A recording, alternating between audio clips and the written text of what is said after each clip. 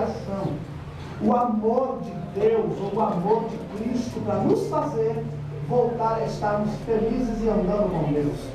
Então, quando nós olhamos este texto que acabei de ler, parece que Deus é um Deus que só quer metade do mundo, porque a Bíblia está dizendo que dois estavam no campo, e um foi e o outro aparece, e só 50% vai subir, e 50% vai ficar. Mas Jesus estava deixando aqui uma expectativa para que o povo se preparasse, porque na verdade Jesus deixa claro que o tempo geral pode ser determinado para a sua volta, mas mesmo assim somente o Pai sabia a sua volta. Então Jesus nos deixa bem esperto, dizendo que a volta dele é iminente, que a volta dele será exata, porém ele deixa que nós venhamos a ficar surpresos e preocupados para nós estarmos firmes e fiéis a Deus no dia da sua vinda. O que nos dá a entender é que Jesus ele mostra a importância de estarmos preparados. Por exemplo, Jesus no capítulo 24, ele fala a respeito de algumas parábolas. E a primeira parábola que ele expressa está no verso 32, observe, ele diz: aprendei, pois, com a figueira, quando já os ramos se renovam e as folhas brotam, sabereis que está próximo o verão. O que Jesus estava falando com essa parábola? A figueira ilustrava Israel. A figueira simbolizava a nação de Israel. E depois da Segunda Guerra Mundial, em 1948, Israel foi constituído nação através de um embaixador que trabalhava na ONU, e ele deu o voto de Minerva, sendo ele brasileiro, Oswaldo Aranha. Ele olhou e disse: eu dou um voto para a nação de Israel ser nação. E a partir do ano de 1948 se cumpre a parábola da figueira. Israel começou a dar os frutos, as folhas começaram a produzir. Jesus vai além nesse texto, quando ele olha e diz: observai, no verso 37 ele diz: lembrai-vos do tempo de Noé. O que estava acontecendo no tempo de Noé? Noé pregou, irmão, por 100 anos que choveria, e o povo olhava para Noé e não acreditava.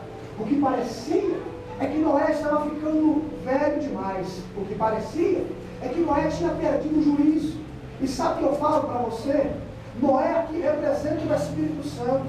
A arca construída representa a igreja. O povo representa nós, que muitas vezes endurecemos o coração para o Espírito Santo. E observe que 100 anos se passaram, a arca se construiu, a família entrou, e o povo viu a porta se fechar e ficou de fora. O povo só foi acreditar quando pelos primeiros pingos que caíram do céu, sendo que nunca havia chovido antes na face da terra. Então o povo viu, depois que o dilúvio aconteceu, que a palavra de Noé era verdadeira. Observe que Jesus é tão ambicioso nas suas parábolas, que ele começa escrevendo, ou começa ditando em Lucas, ou Mateus escreve no capítulo 25, que havia 10 virgens. Quantas virgens tinham? 10. Quantas? 10. As 10 eram noivas, as 10 tinham lamparina, as 10 estavam em busca do mesmo noivo, as 10 dormiram no mesmo instante, as 10 acordaram com o mesmo clamor.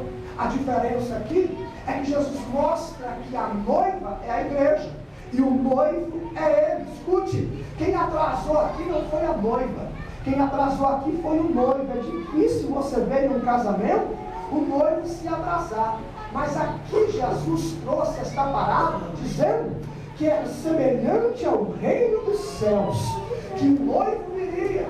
O noivo veio numa hora imprópria, era meia-noite, quando perceberam que o noivo estava chegando. E quando ouviram o clamor, só 5 estavam preparadas, porque tinha azeite na sua lamparina. As outras 5 não tinham. Então o que nos dá a entender aqui é que Jesus estava deixando claro: olha, a minha volta é iminente, é certeza que eu vou voltar. tem que estar preparado para não serem pegos de surpresa. Quando ele leva 5, as outras 5 não tiveram tempo de receber ou de conseguir azeite.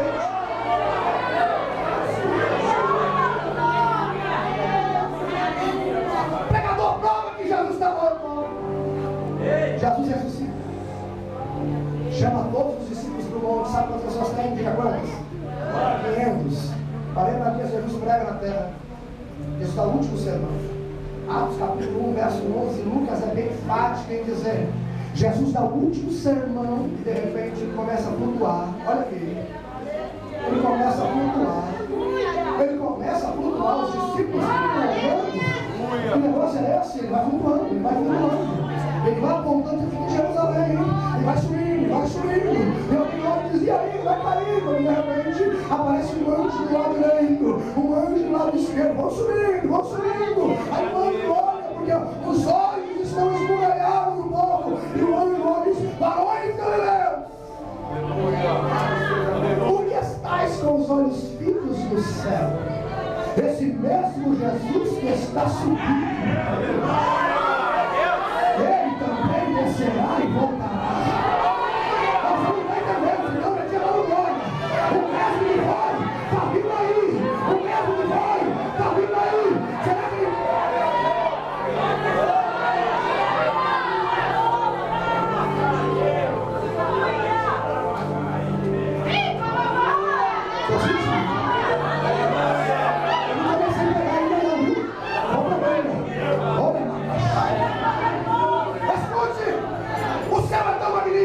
que ele está lá, prova que ele vai voltar, pregador, prova. João capítulo 20, verso 7. Jesus ressuscita. O povo vai até o sepulcro. A pedra está removida. Os discípulos olham a um lençol no chão. E quando eles olham no canto do lençol, um lenço dobrado, de lenço dobrado. Fica mais forte, lenço dobrado. Quando eles veem o lenço dobrado, eles olham e vai voltar. Ele vai voltar. Diga por quê? Porque todo judeu, quando ia na casa de alguém e a pessoa não estava, ele dobrava o lenço, colocava na porta da casa. Quando a pessoa chegava, via o lenço, dizia: ele vai voltar.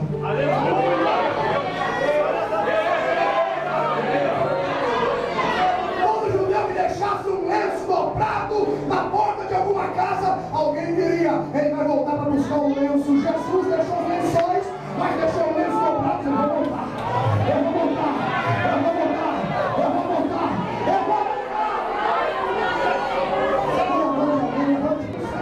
Como tirado de uma fornalha. Ele falava alemão, ele falava aramaico.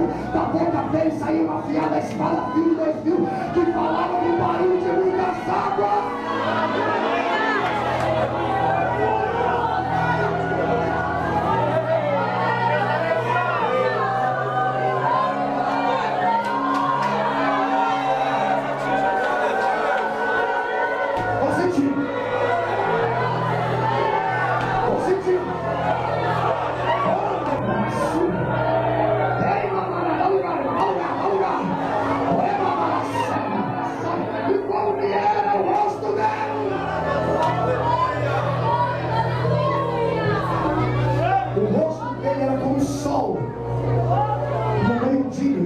Força, alguém olhou e disse: eu já sei quem é.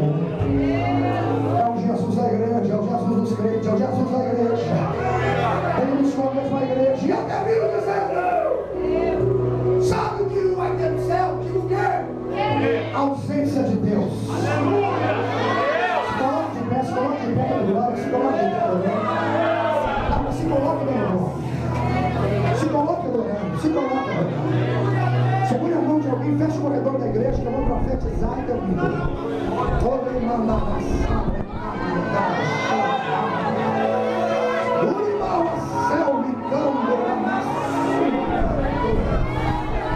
Aperta a terra da glória, misturada com a aleluia. Diga a tua noite. Diga a tua noite, a tua noite, a tua noite. Deus está dizendo: no céu não vai ter ausência da minha presença. Olha aqui para mim.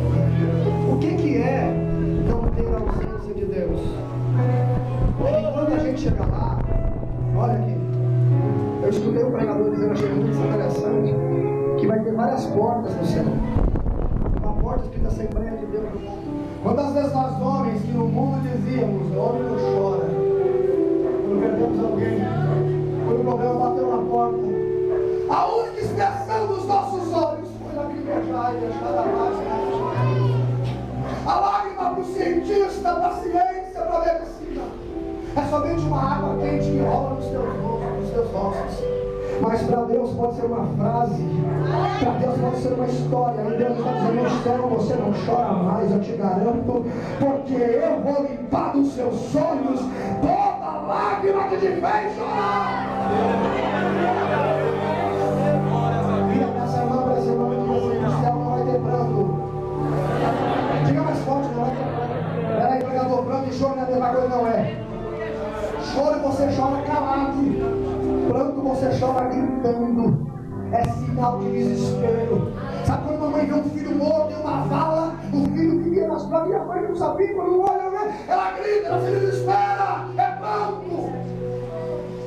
Sabe o que Deus sentiu no Getsemane? Agonia, pranto, o seu suor e sangue. Agonia, pranto, para quem não entendeu. Pranto, quem está em pranto e não tem Jesus na vida, pula do 13º andar com uma criança de 6 anos no colo e mata-se.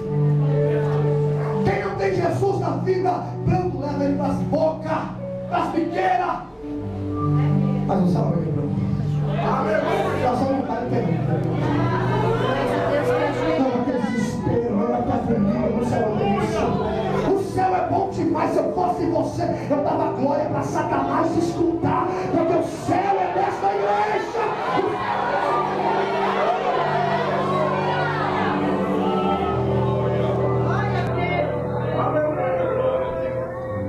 Respira fundo.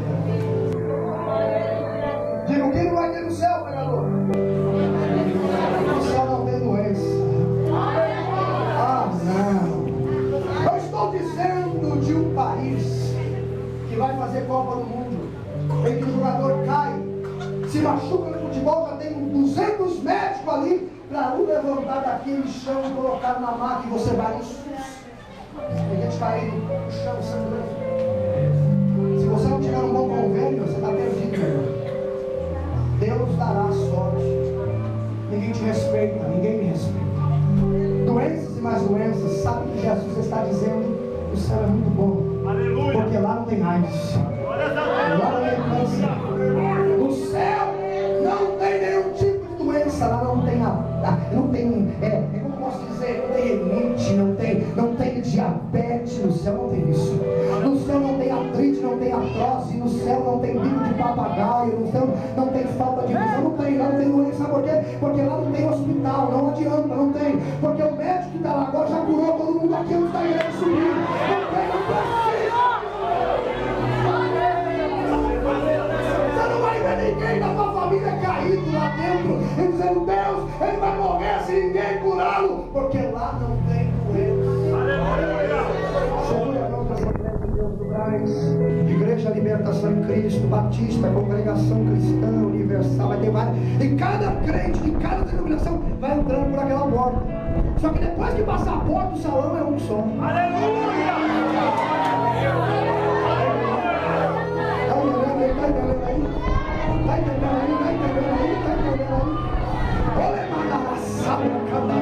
Todo mundo vai ser um só. É um povo só. É um Deus só. É uma graça só. É uma unção só. É uma virtude só. É um poder só.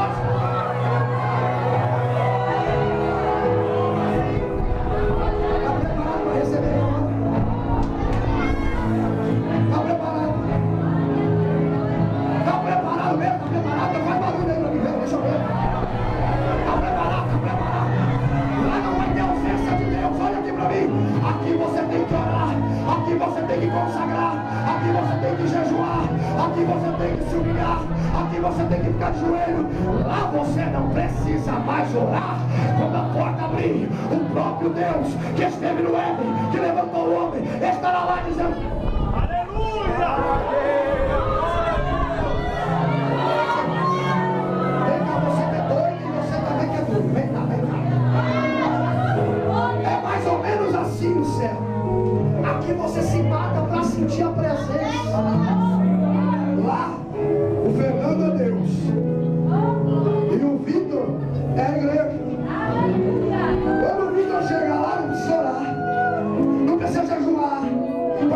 ter a ausência de Deus. Quando você chegar lá, você vai olhar no olho como é. Vai olhar nas mãos do jeito que é. Vai olhar nos pés do jeito que é. E de vez que você falar, Senhor Todo-Poderoso, magnífico, você vai dar um abraço dele, sabe? Porque não tem mais impedimento.